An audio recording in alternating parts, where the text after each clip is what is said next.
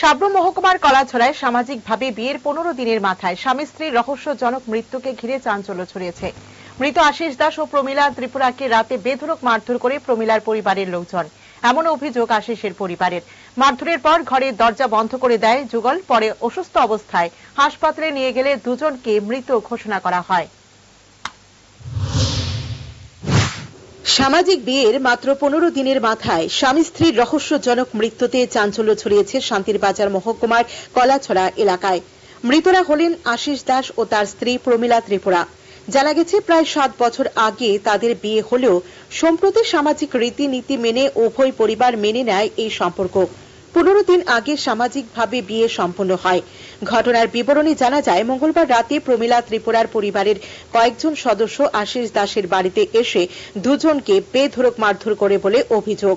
প্রত্যক্ষদর্শীদের মতে অন্তত 8 থেকে 10 জন ব্যক্তি ঘরে ঢুকে তাদের উপর হামলা চালায়। পরে আশিস ও প্রমিলা ঘরের দরজা বন্ধ করে দেয়।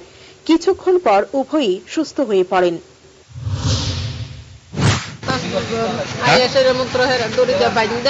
কে আইছে কি হয়েছে? পুলার বউ আছে না, ছেলের বউ। আপনার ছেলের বউ? হ্যাঁ, ছেলের বউর আত্মীয় স্বজন। আমি তারা চিনি না, এমনি বোন বোনের জামাই তারা বলে আইসে। তারা আমি আরো দেখছি না, কোনো সময় আমরা বাড়িতে আইসি না, তো হঠাৎ করে আইসি। আমি আসলাম শুইয়া, তো আমি তো কেরাজনে আইসে, কেডা আইসে, কত মানুষ হইতে আয়া মাত্র হেরে ফট করে গিয়া ঘরের ভিতরে দড়ি লাগাইয়া ভাইন্দা বাইর করে লাইতেছে। কারে? ছেলেরে। আপনার ছেলেরে? আমি এমনি লগে লগে উঠিয়া আমি গেছি দূরে বাইরে গিয়া, কই কিতে হইছে কিল্লি গিয়ে হাতারে এইটা করতে নিবগা বলে হাতারে। আচ্ছা, তো নিবগা আমি আবার ধরে রাখছি কুলার দিতেছি না, আমি দড়িটা খুলতাম চাইতেছি, তারা খুললে অসুবিধা আছে, খুললে অসুবিধা আছে। আমি দৌড়ে দাঁড়াইছি, তবে দেই না হারে নিতে বললা।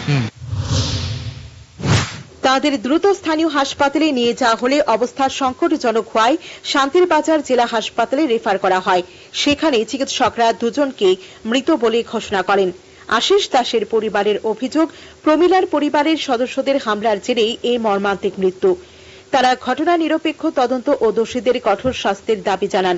ঘটনার পর শান্তিরবাজার থানার পুলিশ ঘটনাস্থলে গিয়ে পরিবারের সদস্যদের কাছ থেকে বিবরণ সংগ্রহ করে।